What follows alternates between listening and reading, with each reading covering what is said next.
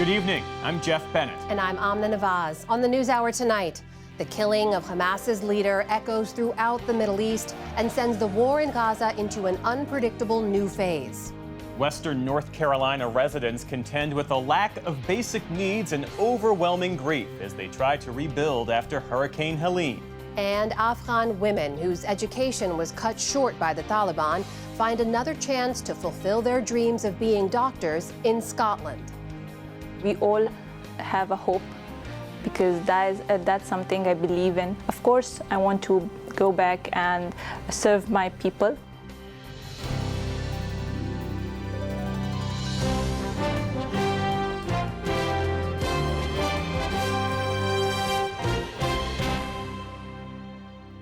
Major funding for the PBS NewsHour has been provided by the ongoing support of these individuals and institutions, and friends of the NewsHour, including Jim and Nancy Bildner, and the Robert and Virginia Schiller Foundation, the Judy and Peter Bloom Kovler Foundation, upholding freedom by strengthening democracies at home and abroad.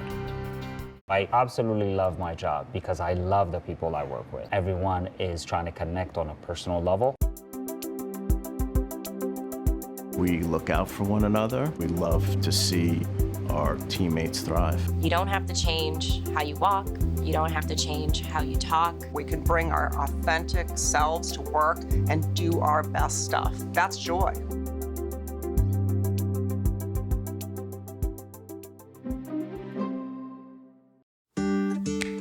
The John S. and James L. Knight Foundation, fostering informed and engaged communities. More at kf.org.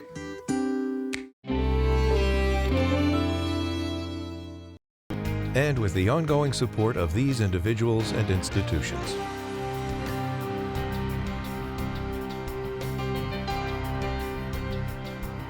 And friends of the NewsHour.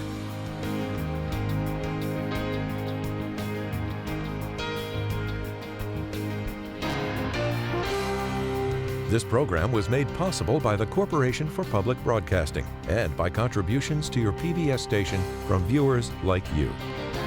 Thank you. Welcome to the NewsHour. If the U.S. wants to use the death of Hamas leader Yahya Sinwar as an opportunity for peace, the warring sides today are publicly resisting. Hamas vowed to keep fighting. Lebanese Hezbollah announced a new phase of its war. And Israel announced more military deployments into northern Gaza and the Israeli border with Lebanon. Nick Schifrin starts our coverage. Today in Han Yunis, in a blown-out mosque, Palestinians from Yahya Sinwar's hometown mourn the death of a man they called a martyr. His final act, throwing a stick at an Israeli drone, before an Israeli tank, seen in new footage released today, fired and killed him. But one day after it announced his death, the Israeli military also announced it expanded operational activity in northern Gaza.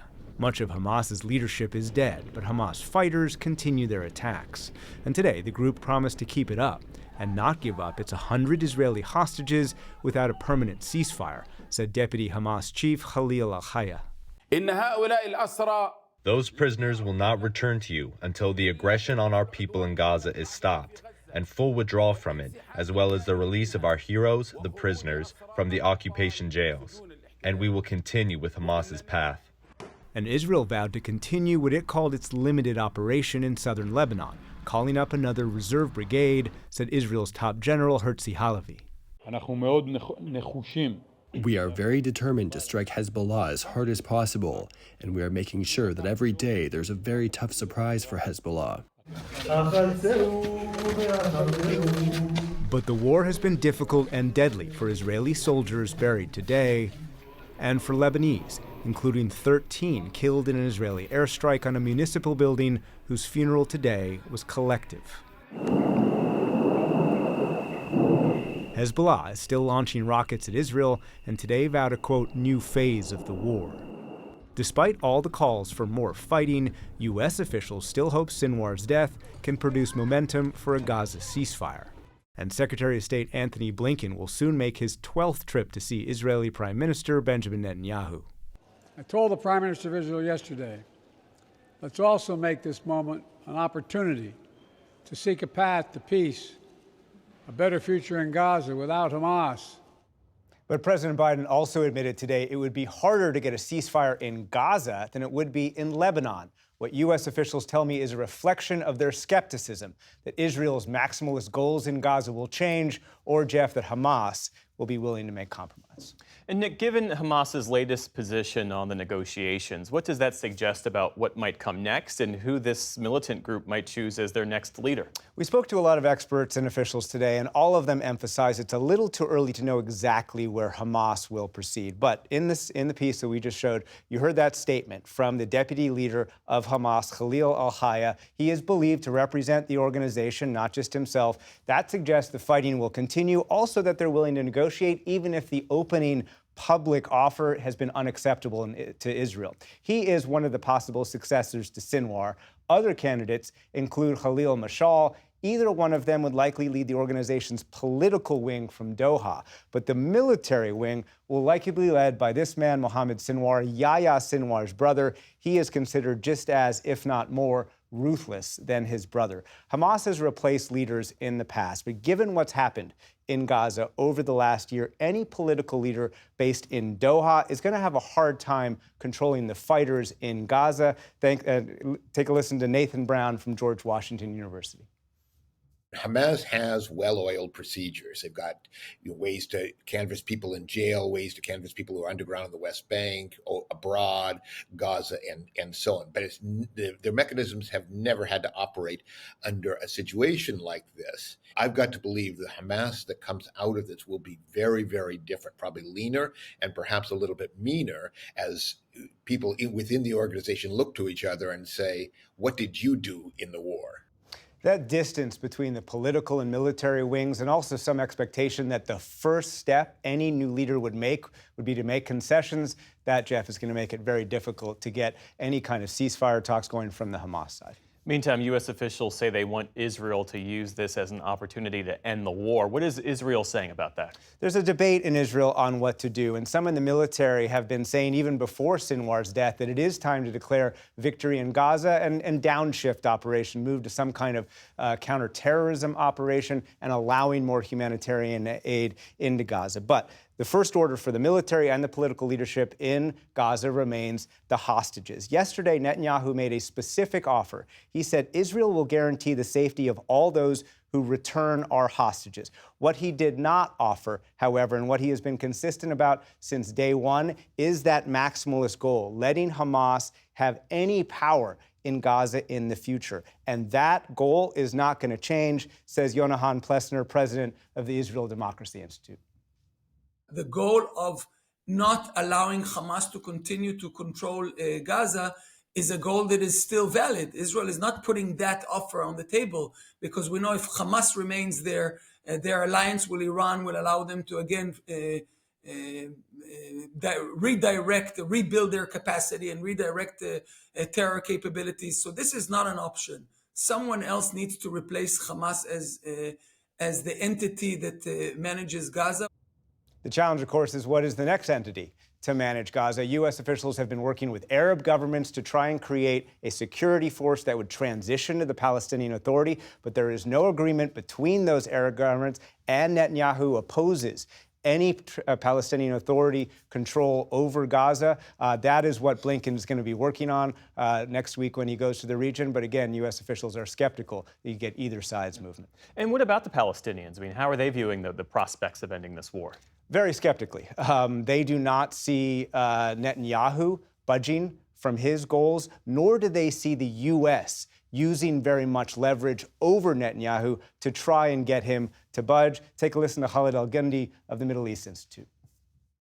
It is an opportunity, but it's one that I'm not sure Prime Minister Netanyahu is going to seize upon. I mean, in his statement yesterday, he sort of nodded in both directions. On the one hand, saying there's an opportunity here. On the other hand, saying the war will continue. I think most people understand his personal and political calculations are that he needs the war to continue, to remain in power, to keep his coalition intact, to avoid accountability for the failures of October 7th of last year.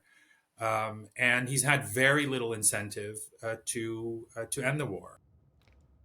Palestinians in Gaza and U.S. officials also point out there's very little aid getting into northern Gaza. Jeff, over the last few days, the Israeli military does say that dozens of trucks got in. The U.S. says that's not enough.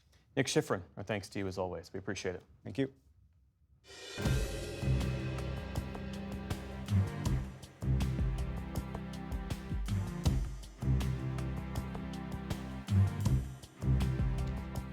Shifting our focus now to the presidential race, both candidates have their eyes on Michigan today as early in-person voting starts tomorrow in part of that state. Former President Trump and Vice President Kamala Harris had busy schedules there today, and our Lisa Desjardins has this report. Well, we're back in Michigan. In Grand Rapids, before rallying supporters, Vice President Harris wanted to say something to reporters about her opponent. He's not doing the CNN town hall. He refuses to do another debate. And, you know, look, being president of the United States is probably one of the hardest jobs in the world. And so we really do need to ask if he's exhausted being on the campaign trail. Is he fit to do the job? This following a Politico report that the Trump campaign told one outlet he was too exhausted to go through with an interview.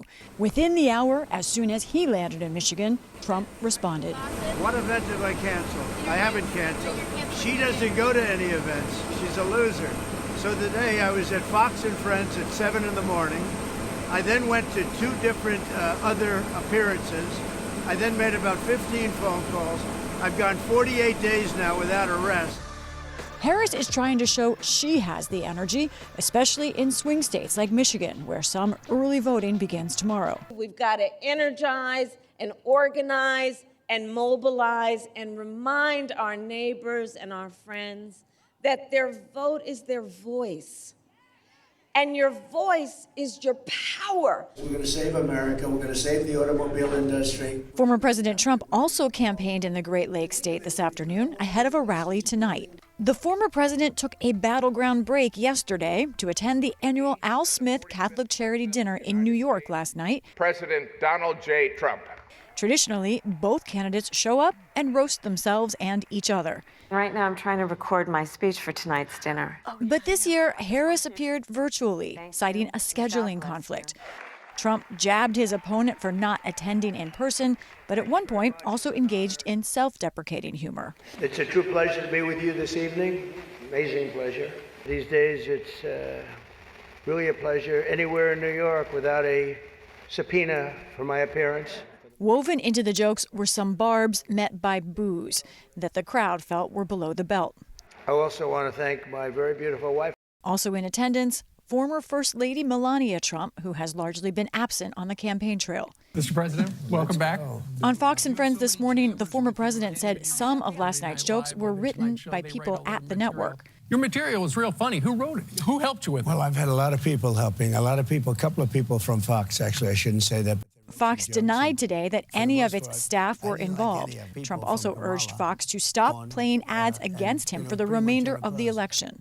For 19 days, I don't think we should do that anymore. I think you shouldn't play negative ads. The FCC prohibits broadcast stations from rejecting political ads from any legally qualified candidate. Speaking of ads, I remember what it was like when Trump was president. I remember what he did and he said about Puerto Rico, about our people. The Harris campaign is out with a new one today aimed at Latino voters, featuring singer and songwriter Mark Anthony.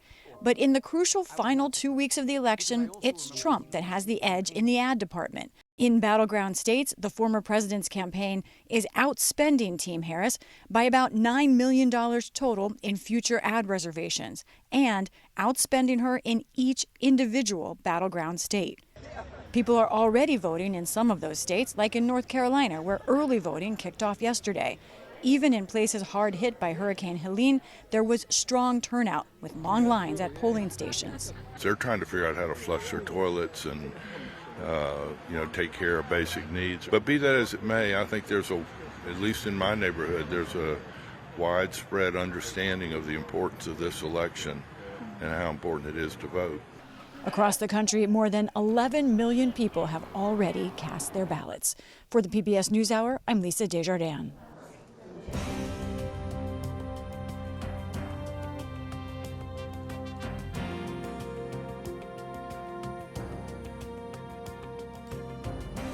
We start the day's other headlines in Berlin, where President Biden said Western allies must keep aid flowing to Ukraine, even as the U.S. heads towards a pivotal election next month. Biden met with the leaders of Germany, France, and the UK to discuss the wars in Ukraine and the Middle East. But the possibility of another Trump presidency loomed large. The former president this week signaled that Ukraine's President Volodymyr Zelensky was partly to blame for Russia's war and has questioned America's support for Kyiv. Speaking alongside his host, German Chancellor Olaf Scholz, Biden said Ukraine's allies must stand strong. America and Germany are the two largest supporters of Ukraine in its fight for survival as a free and independent nation. As Ukraine faces a tough winter, we must sustain our resolve, our effort, and our support. As he was leaving Germany, Biden told reporters that there is no consensus on allowing Ukraine to use Western-supplied weapons to strike deep into Russian territory. That is part of President Zelensky's so-called victory plan, which he says is necessary to end the war. Here in the U.S., a federal judge unsealed nearly 2,000 pages of documents filed by special counsel Jack Smith in the 2020 election interference case against former President Donald Trump. The evidence is mostly redacted, with entire pages labeled simply as sealed. But U.S. District Court Judge Tanya Chutkan, denying a request by Trump's lawyers to keep the documents under wraps, wrote that, quote, withholding could itself constitute or appear to be election interference. Prior to the release, Trump blasted Chutkan on a right-wing podcast, calling her a, quote, evil person. In Texas, the state Supreme Court has halted what would have been the first execution in the country related to shaken baby syndrome. Robert Robertson faced lethal injection for the death of his daughter in 2002. Supporters say his conviction was based on flawed science. In a last-ditch legal bid, a bipartisan group of lawmakers issued Robertson a subpoena, calling on him to testify before a House committee next week. The Texas Supreme Court agreed to allow it. State Representative John Busey called the ruling unique, saying that Robertson is an innocent man. He has a unique experience to tell, and we need to hear that testimony in committee on Monday. Road safety officials are investigating Tesla's full self-driving system after reports of 4 crashes, including one that killed a pedestrian. They occurred in low visibility conditions, including fog or glare from the sun. The National Highway Traffic Safety Administration says it will look into the car's ability to, quote, detect and respond appropriately in reduced visibility. The probe will cover more than 2 million Teslas from model years 2016 through 2024. And the company has said that the system cannot drive itself, and that human drivers must be ready to intervene at all times. Auto workers in Italy took to the streets today in the first national strike in 20 years. Tens of thousands of employees from the country's 3 main unions crisscrossed Rome, calling for the government to guarantee them more work amid a slowdown in auto production. The largest car maker, Stellantis, has slashed its output there by nearly 70% over 2 decades. Employees say there simply isn't enough work left for them to get by. People are working 6 days every 2 months. It is a direction that cannot go on. We are asking for investment. We are asking for solutions to problems. We are asking for work. Stellantis, which makes Fiat, Jeep, and Chrysler vehicles, warned earlier this year that it expects an annual loss of up to $11 billion. As a result, the company's CEO says Stellantis may have to lay off union workers and offer buyouts to salaried employees. Cuba has suffered a nationwide power outage after a failure at a plant just east of Havana. The blackout comes just a day after the government stressed the need to save electricity amid ongoing fuel shortages. Officials had canceled schools for today and shut some state-owned businesses to try and save energy. The head of Cuba's energy utility blamed the shortages on an increase in demand from companies and the private use of air conditioners. The blackout comes as millions of Cubans face shortages of food, fuel, and medicine amid a deepening economic crisis. On Wall Street today, stocks posted modest gains to cap off a 6th straight winning week. The Dow Jones Industrial Average added just 36 points, but managed to notch a new all-time high. The Nasdaq added more than 100 points on the day. The S&P 500 also ended the week at a new record. Still to come on the News Hour, David Brooks and Jonathan Capehart weigh in on the week's political headlines. Far from home, Afghan women pursue their dreams of becoming doctors. And an art exhibit brings new perspectives on disability and medicine in the U.S. This is the PBS NewsHour from the David M. Rubenstein Studio at WETA in Washington, and in the West from the Walter Cronkite School of Journalism at Arizona State University. It has been more than 3 weeks since Hurricane Helene battered parts of the Southeast. The hardest hit state was North Carolina, where more than 90 people died, 81 people remain unaccounted for, and residents there face a long road to recovery. Laura Barone Lopez has this report from Asheville. 42-year-old Patricia Miranda has lived at this Asheville mobile home for more than 2 decades. She's seen flooding in the city before, but nothing like Hurricane Helene. She captured this video on Facebook Live. Miranda says that day is still etched in the minds of her young children. My little one wakes up every day at the morning, "Mommy, let's go, the water's coming." So how can I explain it? Everything is done. 3 weeks on, Miranda's trailer still has no power or drinkable water. Nearby tanks are filled with water for showering and flushing toilets. To make matters worse, temperatures in western North Carolina have dropped in recent days, with lows in the 30s. My house is really cold because that doesn't have no insulation under, so we have to wait. But thank God we have where we can sleep, where we can stay, and I'm able to cook for my family and for my neighbors. I have to keep going. I have to be strong for my family, especially for my kids. Late last month, Helene's fury stretched from Florida's Gulf Coast to the Appalachian Mountains. Torrential rain sent rivers and creeks in Asheville, as well as the rural communities that surround it, over their banks. This area, hundreds of miles from where Helene made landfall, found itself completely underwater in some parts and decimated by landslides in others. What you're looking at is family land. About 15 miles southeast of Asheville, Brian Craig lost far more than the family homes he grew up in. 11 of Craig's relatives were killed when the storm washed away this hillside, including his mother and father. Just total shock. And it was like that for a week, just couldn't believe it. You hope it's a nightmare. You're gonna wake up and it's a nightmare, but that's probably the only way to explain it. As the Craigs prepare for days and days of funerals, they're also contemplating the future of the land they've owned for at least 80 years. The immediate response from everybody is, I'm moving. I can't live here. I don't think we will build anything here anymore. We're going to try to make it look beautiful again and maybe have a place to come have family reunions or people in the community can come have cookouts or something like that. I mean, that's what's next. We got to figure out what we're going to do after all the cleanup and just get it to where it can be a place for us to come back to. While many communities here continue to grieve, they've also had to practice patience as crews work to remove debris and restore utilities. This storm knocked out both the main line and the redundant line. Asheville Mayor Esther Mannheimer says plenty of work remains. It could be weeks until residents have potable water again. Do you think that there's anything that could have been done differently to better prepare for something like this? No, I don't think so. I don't know on the budget of a local government how you create systems that are resilient enough to withstand a catastrophic event like this without any failure. I don't think that's possible. The mayor and other officials warn that misinformation and conspiracy theories, especially about the federal response, continue to complicate recovery efforts in a region that never expected a storm of this magnitude.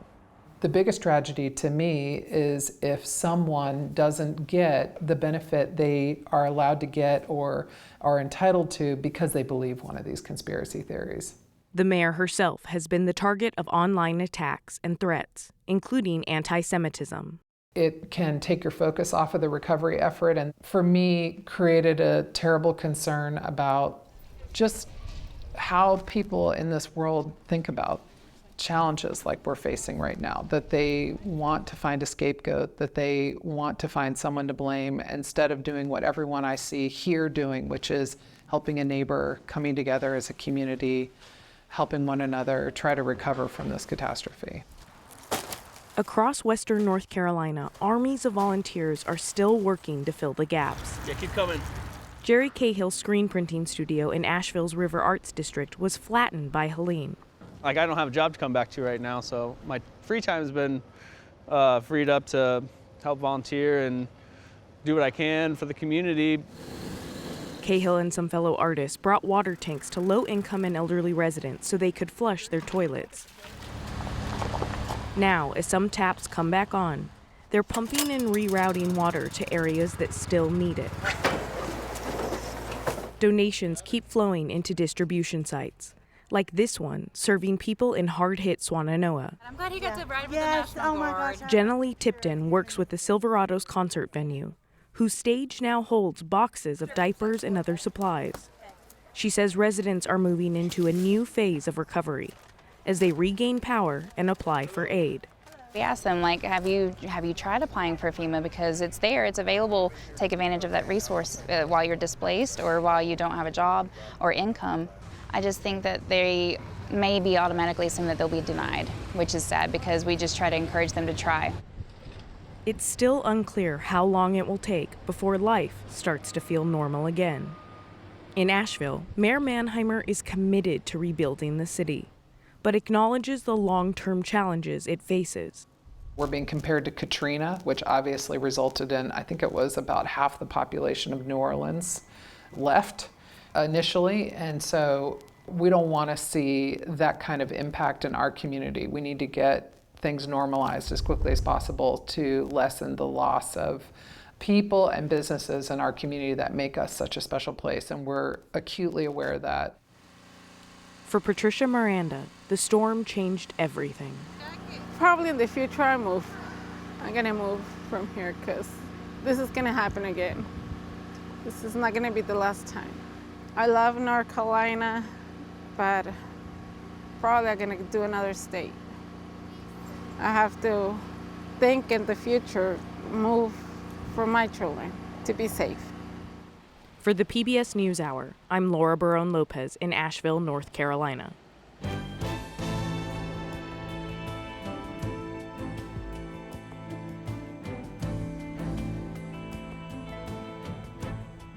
This week saw the death of Hamas's leader, which could mark a turning point in the war in Gaza. And there were key moments in the presidential race with less than 3 weeks to go before Election Day.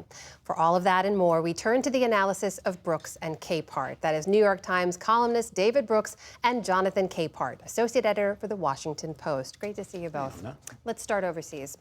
Because, David, as you know, the killing of Yahya Sinwar in Gaza, President Biden, Vice President Harris have said offers an opportunity for potential for peace in the region. Even former President Trump said that today. But Prime Minister Netanyahu has basically said he knows the war is not yet over. You study this and follow this closely. What do you see happening now?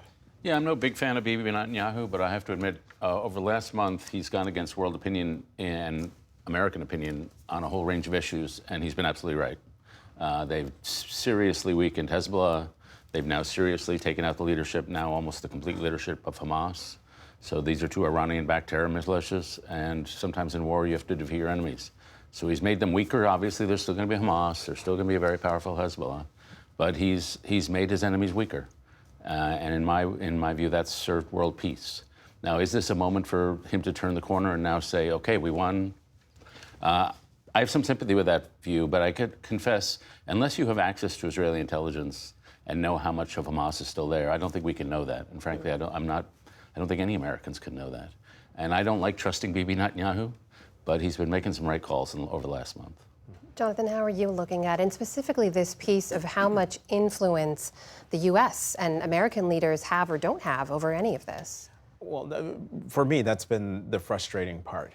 that it seems as though, yes, the United States and Israel are super close allies, but it seems to me that the personal relationship, such as it is between the President of the United States, between President Biden and Prime Minister Netanyahu, sometimes I wonder if that dynamic, that complicated negative dynamic, is playing into, in some cases, some obstinacy on the part of Prime Minister Netanyahu. And I take your point that we don't have the intelligence that the Israelis have, but at some point, this has to end.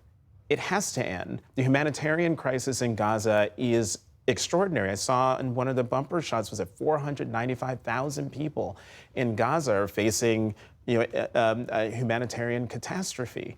And I'm still waiting to hear from somebody within the Israeli government, but what happens when they do win the war? What is the plan? We don't know what the plan is. Do you think it impacts the U.S. election at all, the fact that this war will likely continue? I think yes and no. No, because broadly speaking, Americans don't really care that much about foreign policy. Yes, because the people in Michigan really do care about this issue. David, do you agree with that? Yeah, I more or less agree with that. I should say the world is sort of gathering around Bibi right now to try to, the Saudis, to try to get him to get to some sort of two-state solution such approach.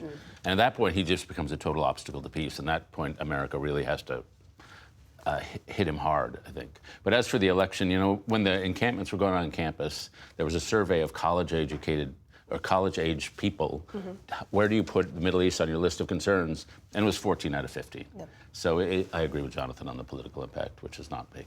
Well, let's turn to a closer look at that 2024 race now. 18 days to go until Election Day, or the last day of voting, as I like to call it. And we've seen the candidates really kind of focus in on cutting into each other's margins with very specific voter groups. We saw Vice President Harris sit down for her first interview on Fox. She also rallied with a number of Republicans behind her in Pennsylvania. We saw former President Trump hold an all-women town hall, the first time he's done that.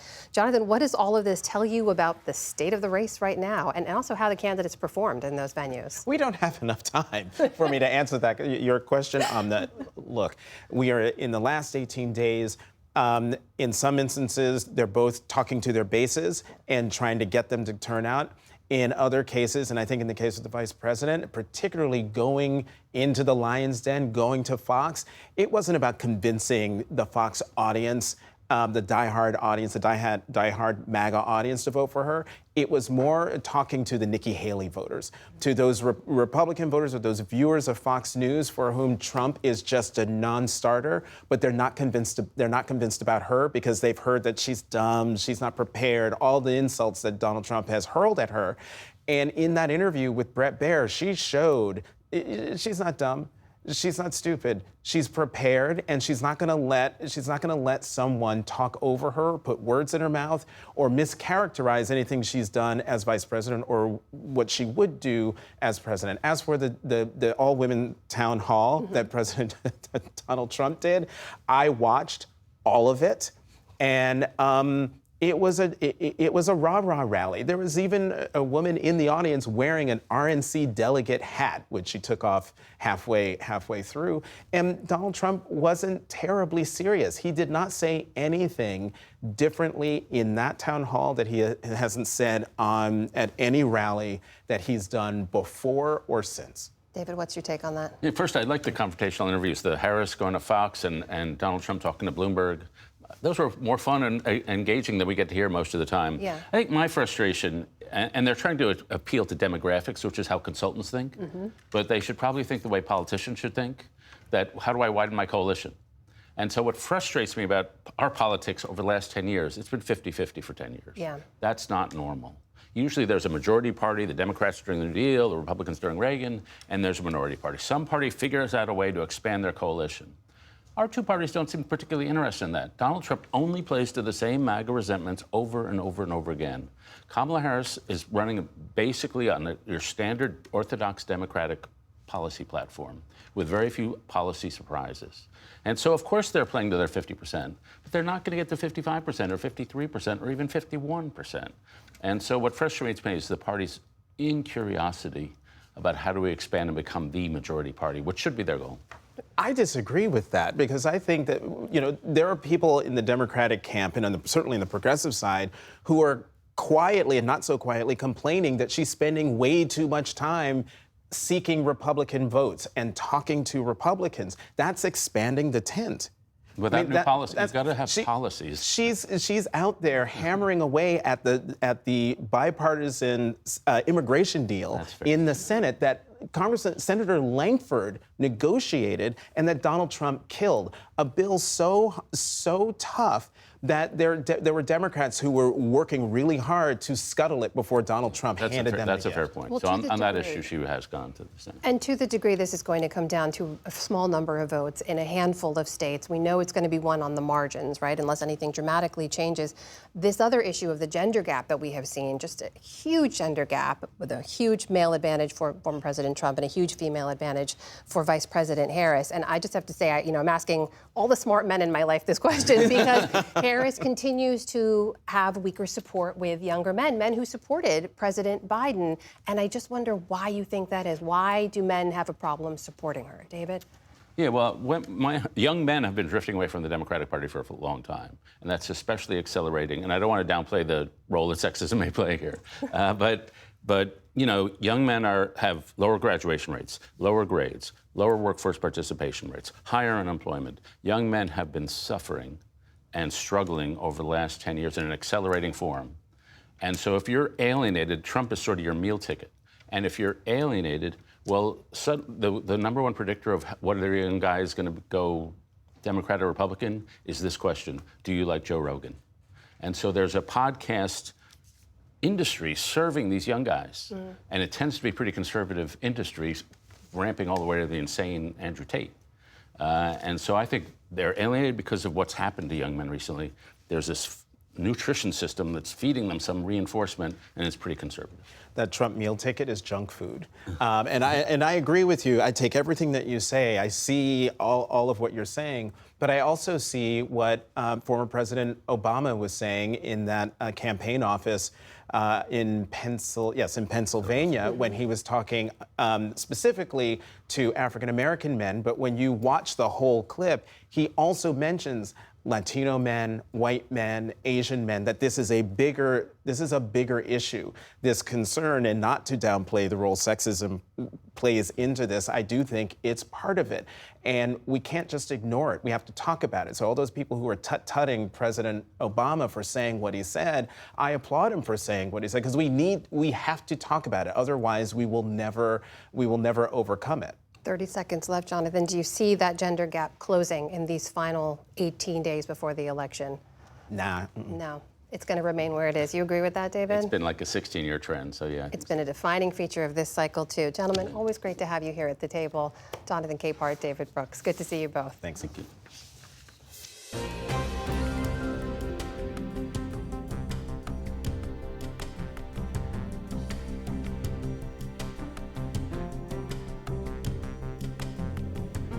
And now, a story about the power of determination and turning grief into a force for good. 19 talented Afghan female university students whose educations were cut short by the Taliban have been given the chance to fulfill their dreams in Scotland. They're all aiming to be doctors, and they have been given places at Scottish medical schools. As special correspondent Malcolm Brabant reports, the program is the legacy of a young Scottish aid worker killed in tragic circumstances in Afghanistan 14 years ago. St Andrews is the home of Scotland's most prestigious university.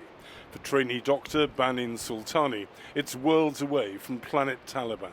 I love Scotland. The people are so friendly. I love the people because their attitude is so much different. They're open-minded. I really love it. How do you feel about the freedom you have in Scotland? The freedom to be a woman? Yes.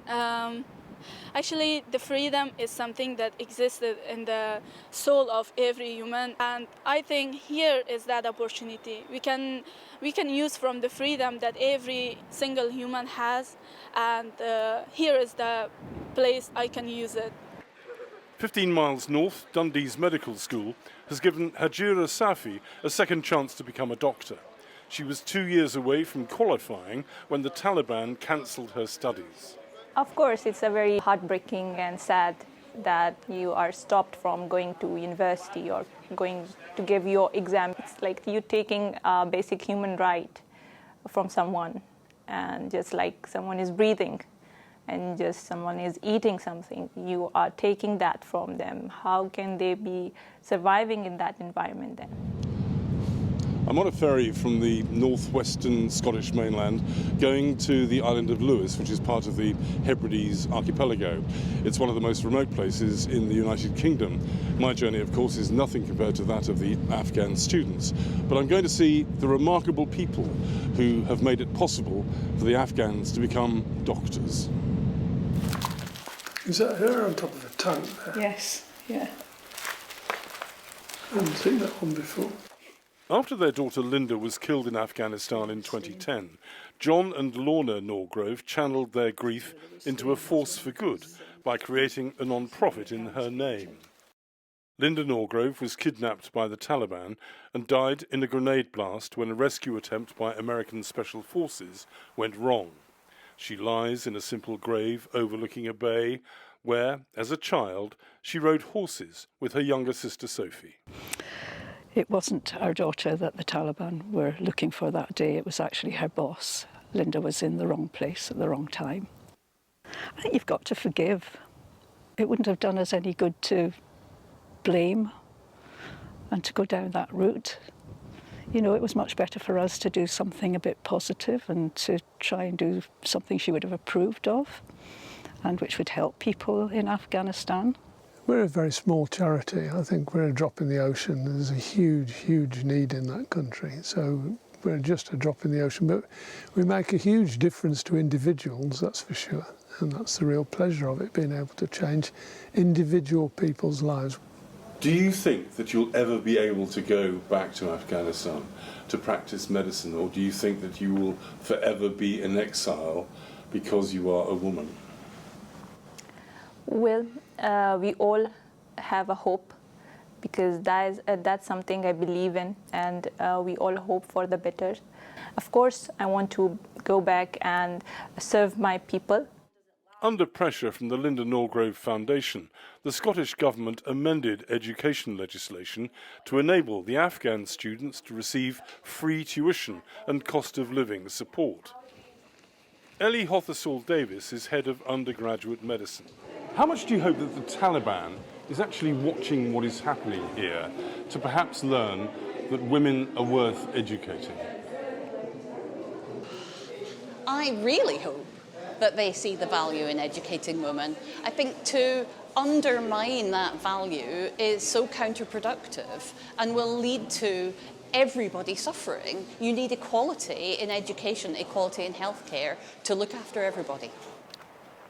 Panna Mukit is a senior lecturer and clinical mentor at St Andrews Medical School.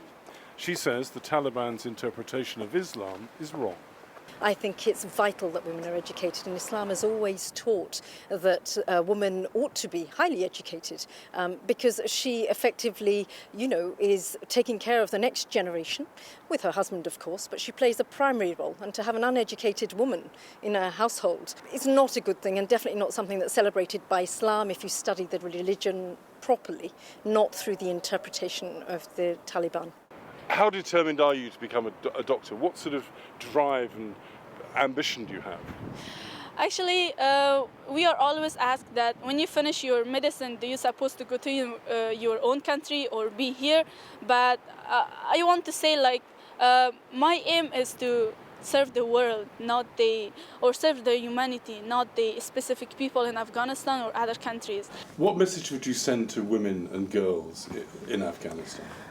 That always believe on yourself, don't give up.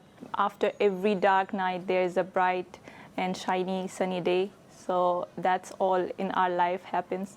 Even I would always say this, that if you educate a man, you educate a man. If you educate a woman, you educate a generation. So always believe on that statement and stick to that. This is in Ethiopia. We went trekking in Ethiopia with her. While the Norgroves have attained serenity and joy from their charity work, they're fueled by the injustice of the Taliban regime. I am angry because I just can't understand their way of thinking. I just feel that the Taliban need women doctors. They don't want their women folk seen by male doctors. So perhaps a lot of women are going untreated. I know a lot of women are going untreated because there aren't the women doctors about. So why don't they let women study to become doctors? I just cannot get my head around that. We see lots of people in Afghanistan who are having an absolutely awful time, and you have the capability of changing their life, and that's a really good feeling. So that's what it comes down to at the end of the day. Do you feel that you're continuing the work that your daughter did? She was very passionate about helping women and children in Afghanistan, yes, and she would have been absolutely over the moon that we were doing that, we're able to do that. And the love the Norgroves have extended has created an unbreakable bond. I really thank them, and I hope to be able to do something to just compensate it for them. They are so kind, and I think like we are having a spiritual connection. Like we are far from our fathers and mothers, but we have another father and mother here. We are really connected with them. The 19 Afghan students will continue to enjoy the support of the Norgrove Foundation, but the non-profit's main focus remains women and children facing draconian restrictions far across the water in Afghanistan. For the PBS NewsHour, I'm Malcolm Brabant in Scotland.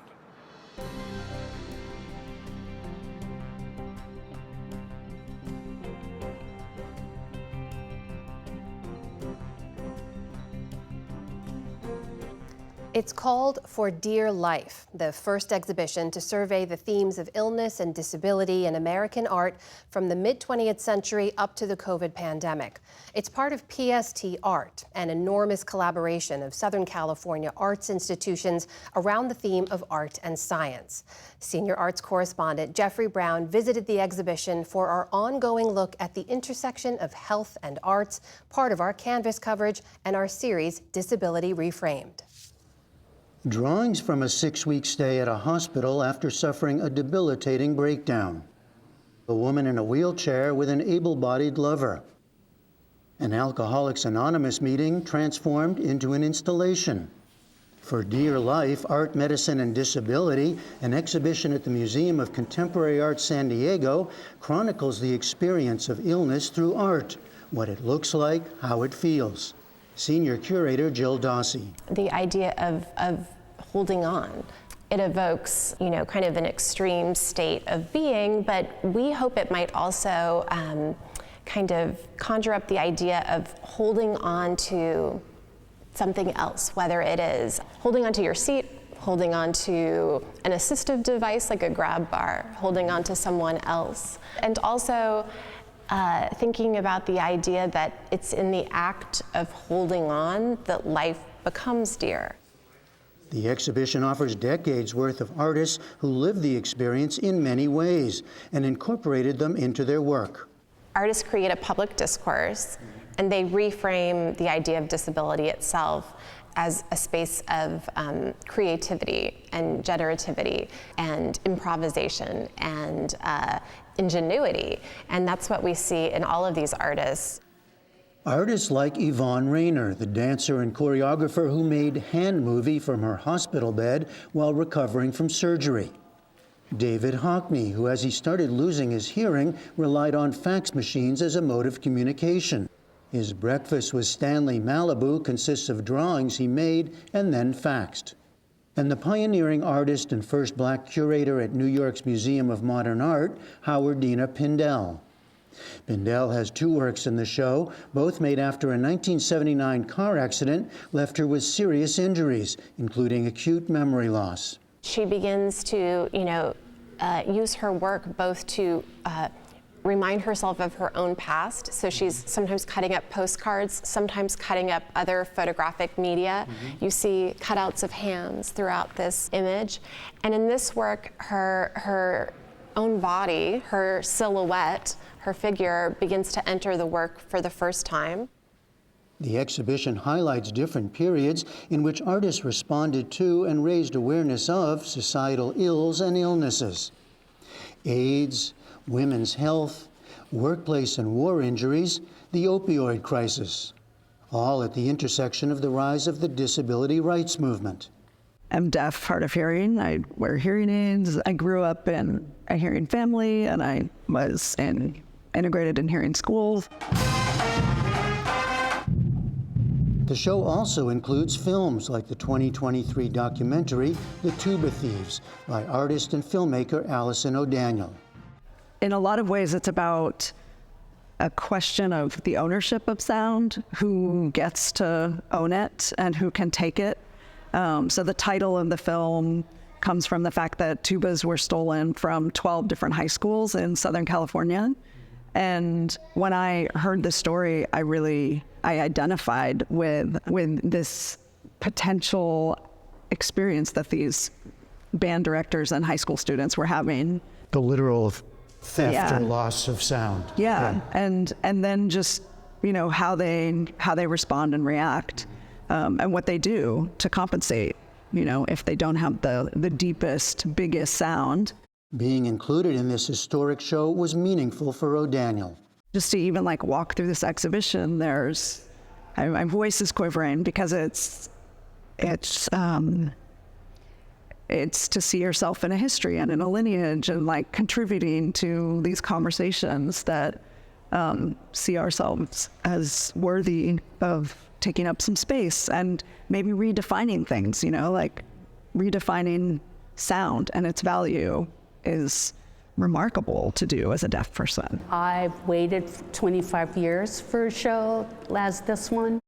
In 1997, at age 44, the artist and then UC Berkeley art professor Catherine Sherwood had a cerebral hemorrhage, a type of stroke, paralyzing the right side of her body.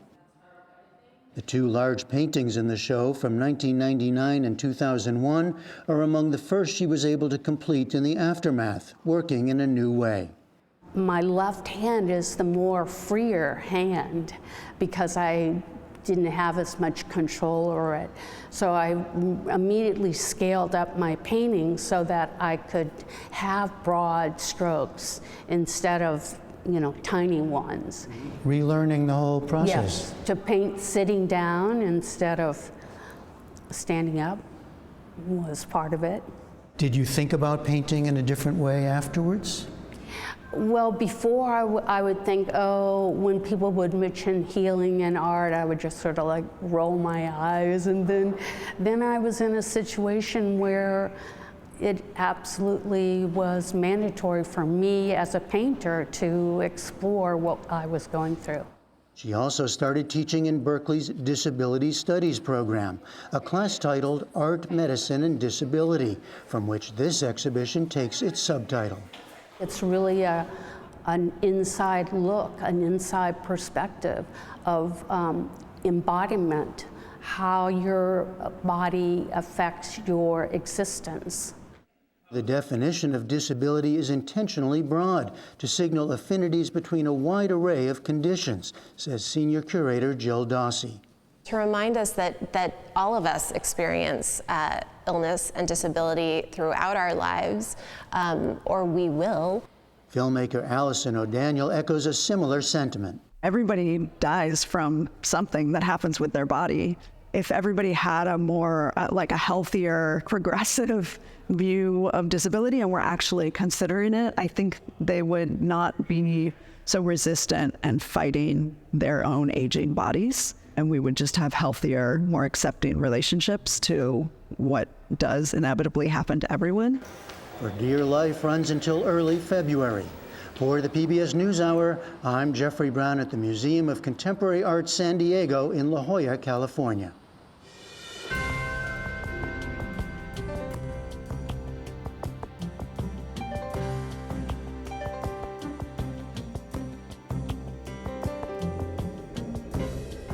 And there's a lot more online, including our PBS News Weekly show that unpacks the promises and policies that Kamala Harris and Donald Trump have proposed along the campaign trail. You can find that on our YouTube page. And be sure to tune into Washington Week with The Atlantic tonight for a look at Harris and Trump's closing arguments and what's next for the war in Gaza. And on PBS News Weekend tomorrow, we check in on Pennsylvania politics as the control of Congress and the White House hangs in the balance. And that is the NewsHour for tonight. I'm Jeff Bennett. And I'm Amna Navaz. On behalf of the entire NewsHour team, thank you for joining us and have a great weekend. Major funding for the PBS NewsHour has been provided by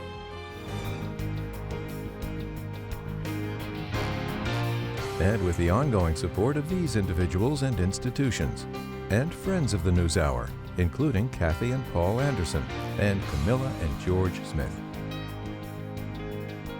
The Walton Family Foundation, working for solutions to protect water during climate change so people and nature can thrive together. The William and Flora Hewlett Foundation, for more than 50 years advancing ideas and supporting institutions to promote a better world, at hewlett.org. And with the ongoing support of these individuals and institutions.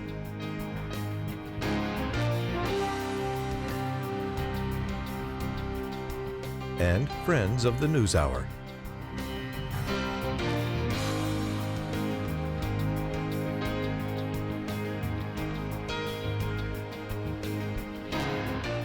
This program was made possible by the Corporation for Public Broadcasting and by contributions to your PBS station from viewers like you. Thank you.